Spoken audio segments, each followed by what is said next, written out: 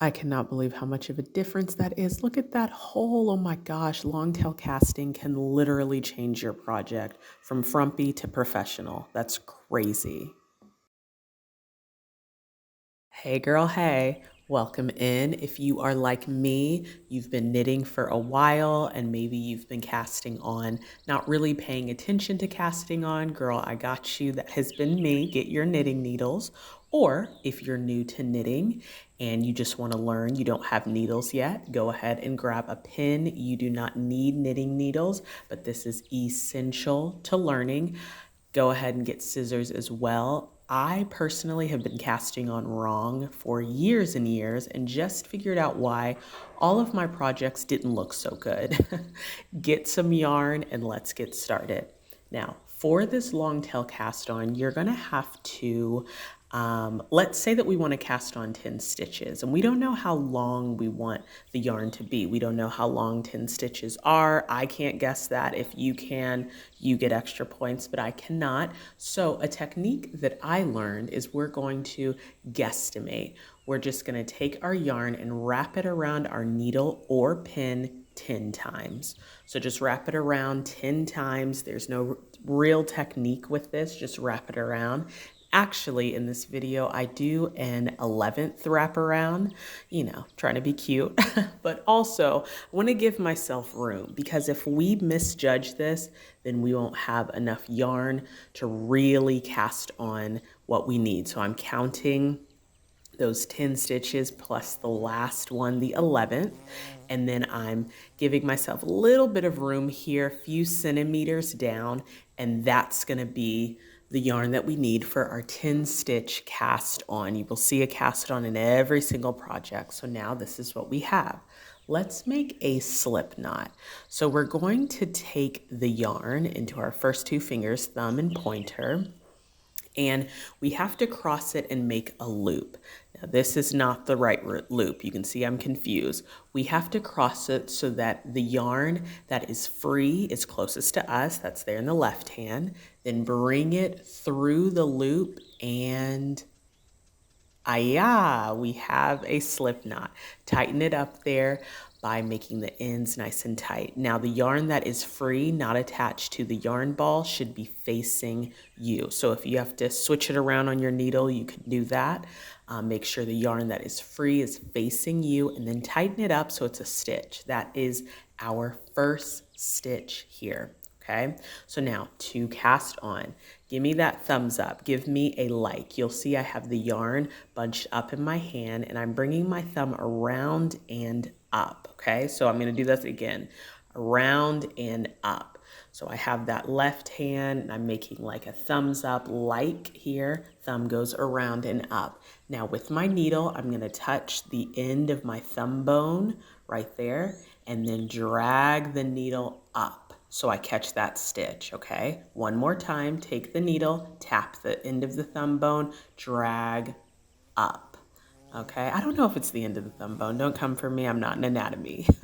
Then grab, and now with your right hand, take your yarn around and down like we're knitting, okay? Around and down, then your needle will do the same. Go around, down, so the needle is there, you have the yarn, down and then up, and now pull through.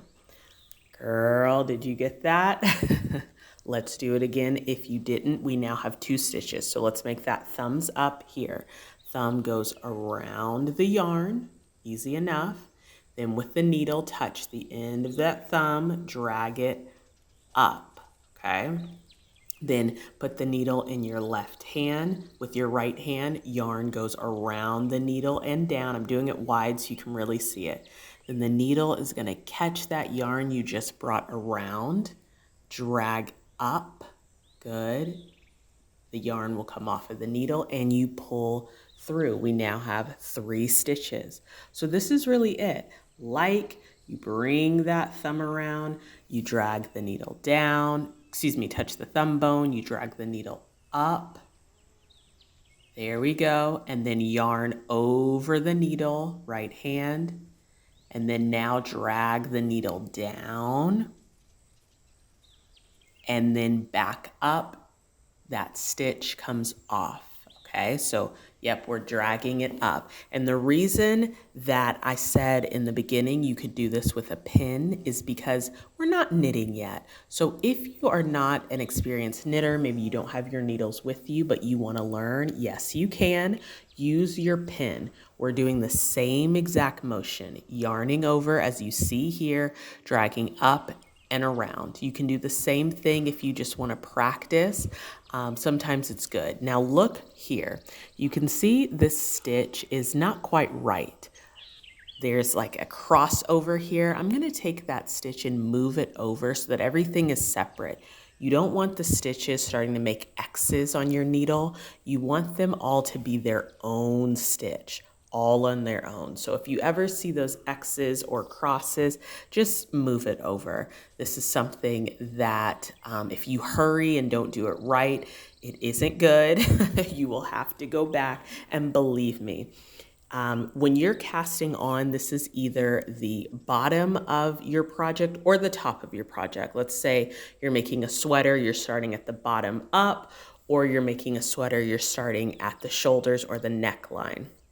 Where you're starting, it will be seen. And this is why I said it's going to take your projects from frumpy, amateur to professional looking, because if the ends of your project look frumpy, have holes in them, don't look good, it's really obvious, and it's kind of disappointing because you look on YouTube and you follow a video or you get a pattern on Ravelry or whatever you do, and you think you're following the pattern, and you think you're doing it right.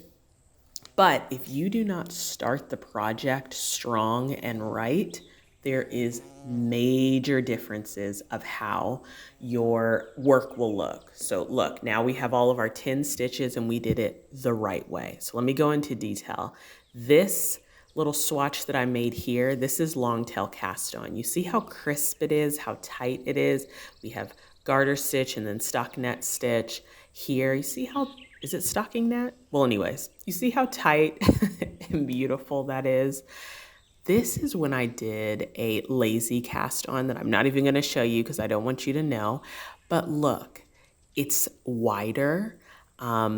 It's loose. There is a hole in it, which often happens when you don't do it correctly. So start strong. How you start the project will affect the entire thing. You see that, how it looks raggedy? Nobody has time to start a project, a big project, and it not look good, okay? Thank you again for watching. Let me know below if this helped you out. Let me know if you want me to go more into detail or anything that I can do to help you out. Thanks for watching, girl. See you in the next one.